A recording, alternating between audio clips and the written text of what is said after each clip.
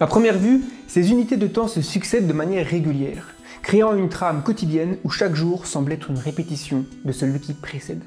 Pourtant, au-delà de cette apparente uniformité, l'histoire a tissé des jours qui ont façonné le destin de nations, changé les cultures et croyances pour les siècles à venir et laissé une empreinte indélébile dans les annales du temps. Le 28 février 380 date de l'édit de Thessalonique qui officialisa le christianisme comme religion d'État de l'Empire romain. Le 12 octobre 1492, lorsque Christophe Colomb et son équipage posèrent le pied au Nouveau Monde. L'assassinat de l'archiduc François Ferdinand le 28 juin 1914, poussant le domino qui finira par causer non seulement la Première Guerre mondiale, mais également la Deuxième.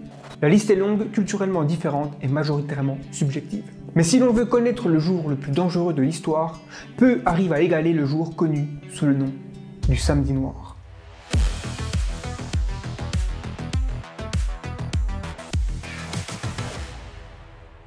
Outre le fait d'être un super nom pour un concert de métal, le Samedi Noir peut être vu comme le jour où l'humanité a parié son futur à coups de pile ou face. La crise des missiles de Cuba n'a sûrement occupé qu'un quart de page de votre livre d'histoire de lycée, et beaucoup ignorent le nombre d'événements dignes d'un thriller haletant s'étant produits durant cette période, en particulier le 27 octobre 1962. Si la crise des missiles de Cuba fut le point crucial de la guerre froide, le Samedi Noir fut son point culminant. À ce moment-là, l'aiguille symbolique de l'horloge de l'Apocalypse frôla le seuil de minuit moins une minute.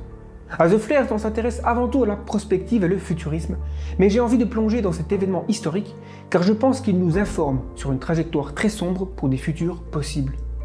Tel que le souligna le penseur danois Kierkegaard, l'histoire se vit en avançant, mais se comprend en regardant en arrière. Une rétrospective qui éclaire notre trajectoire à venir. Le début des années 1960, une ère de changement majeur. Des transformations économiques, politiques et technologiques ont remodelé le monde depuis la fin de la Seconde Guerre mondiale. Les États-Unis étaient alors prédominants sur le plan stratégique dans un monde en pleine guerre froide idéologique, entre le bloc occidental et le bloc Est. Le rideau de fer coupant l'Europe en deux au niveau de Berlin. Tandis que l'Asie du Sud-Est, l'Afrique et l'Amérique du Sud se transformaient en échiquiers, où les acteurs majeurs avançaient leurs pions au cours de conflits de proxy dévastateurs, c'était désormais le tour de l'Amérique centrale d'embraser la scène. La CIA présente au président John F. Kennedy 3 photos prises par un avion de reconnaissance dans l'espace aérien cubain. Seul un œil averti est capable de détecter l'installation de missiles nucléaires soviétiques. Selon les informations de la CIA, ces missiles à moins de 200 km des côtes américaines ont une portée permettant d'atteindre une vaste portion de la côte est des États-Unis, incluant Washington en 13 minutes. Quelques jours plus tard, un deuxième site est découvert confirmant la présence de missiles balistiques, dont certains déjà armés d'ogives nucléaires. Kennedy savait très bien les raisons qui avaient conduit les soviétiques à choisir Cuba pour cette démonstration d'équilibre des forces. Les États-Unis, en 1957, avaient agi de la sorte en Turquie, un État membre de l'OTAN, aux portes de l'URSS.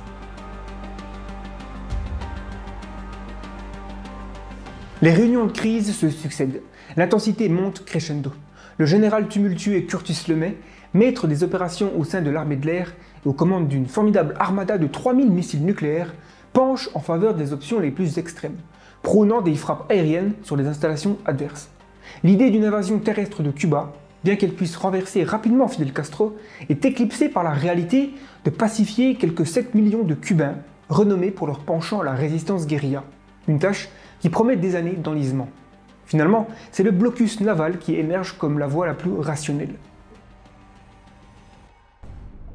Le 22 octobre, Kennedy expose la situation au regard du monde, livrant lors d'une allocution télévisée un ultimatum cinglant à Khrouchtchev, exigeant le retrait immédiat des missiles cubains. Within the past week, unmistakable evidence has established the fact that a series of offensive missile sites is now in preparation. À cet instant, les soviétiques comprennent que leur pari a échoué. Au cours des jours suivants, Fidel Castro donne le signal d'une mobilisation générale, alors que plus de 40 000 troupes soviétiques se trouvent sur l'île. Convaincu que les Yankees planifient l'invasion de Cuba, Castro se tient prêt à tout sacrifier. Il évoquera par la suite ses certitudes sur l'entame d'une guerre nucléaire, ne se faisant pas d'illusions sur le sort de Cuba. Le 24 octobre, une flottille imposante de navires de guerre soviétiques, accompagnée de sous-marins, s'approche dangereusement de la frontière du blocus américain. Tous les signaux laissent présager que Khrouchtchev s'apprête à défier ouvertement le blocus. Et les règles d'engagement autorisent la destruction des vaisseaux soviétiques en cas de non-respect des ordres émanant de la marine américaine. Cependant, contre toute attente, les navires soviétiques font brusquement volte-face. Ce moment crucial pousse le Strategic Air Command à activer pour la première fois le DEFCON 2, situé juste en deçà de l'alerte maximale déclenchant une guerre nucléaire. Les vols de reconnaissance américains survolant Cuba livrent des informations alarmantes. Les sites de missiles soviétiques atteignent leur phase opérationnelle imminente. Khrouchtchev se distinguait par sa désinvolture à l'égard des risques d'une guerre nucléaire. Il traitait ce sujet délicat comme une composante banale de la rivalité entre les superpuissances, allant jusqu'à affirmer que si les États-Unis souhaitaient la guerre, elle pouvait commencer sur le champ. En somme, il représentait le pire type de leader à avoir en temps de crise. Kennedy, quant à lui, portait l'étiquette d'un homme inexpérimenté, notamment à cause du désastre de la baie des Cochons. Cette opération manquée impliquait l'invasion de 1500 exilés cubains préparés par la CIA pour renverser le gouvernement de Fidel Castro. Ainsi, la balance de pouvoir entre les deux dirigeants n'était pas équilibrée. Cependant, les informations ont plus tard révélé que les deux hommes redoutaient autant l'un que l'autre le déclenchement d'un conflit nucléaire. À mesure que le temps s'écoule, les options diplomatiques s'amenuisent. Les États-Unis se préparent en vue d'une éventuelle invasion de Cuba, amorçant une mobilisation militaire d'une ampleur sans précédent depuis la Seconde Guerre mondiale. En effet, une force de 150 000 hommes se prépare pour un débarquement amphibie et des opérations parachutistes. De manière inédite dans l'histoire américaine, les bombardiers B-52 demeurent en alerte aérienne constante. Une curiosité de cette époque réside dans la capacité des satellites à diffuser les discours de Kennedy à travers le monde en un temps presque instantané, contrastant avec l'incapacité à engager des conversations en temps réel avec Khrouchtchev.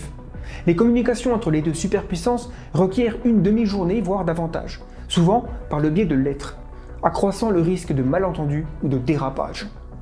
Khrouchtchev exprime dans une lettre adressée à Kennedy « Nous ne devons pas tendre les extrémités de la corde dans laquelle vous avez noué le nœud de la guerre, car plus nous tirons tous les deux, plus ce nœud se resserre. Et viendra un moment où ce nœud pourra être si serré que même celui qui l'a noué ne disposera plus de la force nécessaire pour le défaire. Il faudra alors trancher ce nœud. »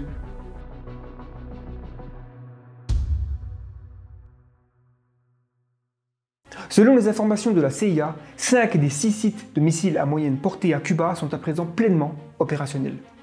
Cette situation engendre une menace majeure puisque Washington et potentiellement New York pourraient être réduites en cendres dans les 10 minutes suivant le lancement des missiles depuis Cuba. Une force de frappe tactique américaine composée de 576 avions de combat stationnés sur 5 bases aériennes distinctes est prête à être mise en action. Des avions de chasse à réaction patrouillent en permanence dans les cieux au-dessus de la Floride, prêts à intercepter tout avion soviétique en provenance de Cuba. Fidel Castro adresse une lettre à Khrouchtchev dans laquelle il suggère la possibilité d'une attaque nucléaire préventive contre les États-Unis en cas d'invasion américaine à Cuba. Charles Maulsby pilote un avion U-2 lors d'une mission de routine au pôle Nord, mais se perd malencontreusement. Au lieu de se diriger vers l'est en direction de l'Alaska, il vole vers l'ouest, pénétrant ainsi en plein territoire soviétique.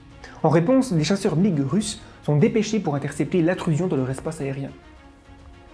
Agacée par les incessants survols des avions américains, l'armée cubaine reçoit désormais l'ordre d'abattre toute intrusion dans leur espace aérien. C'est dans ce contexte que l'avion U-2 piloté par le major Anderson, sur le point de terminer sa mission de reconnaissance, est touché par un missile anti-aérien et abattu. Charles Maulsby se retrouve à présent dans l'espace aérien soviétique, prenant conscience de la gravité de sa situation. Il réalise les enjeux considérables s'il venait à être repéré. Au cœur de la crise de Cuba, les soviétiques pourraient interpréter sa présence comme une tentative de vol de reconnaissance en vue d'une attaque nucléaire préventive. Une telle perception pourrait les inciter à agir en premier. Tout cela à cause d'une simple erreur de navigation qui l'a dirigé dans la mauvaise direction. Guidé par la position du soleil, il parvient à réorienter l'avion en direction de l'Alaska. En manque de carburant, son unique espoir réside dans une descente en planeur visant à prolonger sa trajectoire suffisamment pour quitter le territoire russe. Au cours de cette journée, la nouvelle du décès du major Anderson parvient à Kennedy. Ils ont fait couler du sang les premiers. Comment répondre à cette situation? Lorsque Khrouchtchev apprend la même tragédie, sa colère est manifeste car le missile ayant abattu l'avion était russe. Peut-être même l'officier ayant donné l'ordre. Les deux dirigeants réalisent qu'ils ont perdu une partie du contrôle de la situation et qu'une seule personne a le potentiel de précipiter les événements vers un point de non-retour. Les erreurs sont une conséquence inévitable de la guerre. Mais lors des guerres précédentes, elles étaient plus faciles à rectifier. Les enjeux sont désormais bien plus élevés et la marge d'erreur bien plus étroite. 4 sous-marins russes sont repérés à proximité de la frontière du blocus. Kennedy donne l'ordre à la marine de les contraindre à émerger en utilisant des grenades anti-sous-marines non destructrices. Quelques jours plus tôt, un message avait été transmis à l'ambassade américaine à Moscou pour informer le gouvernement soviétique de cette procédure de signalement. Cependant, il semble que les officiers des sous-marins n'aient jamais reçu cette information.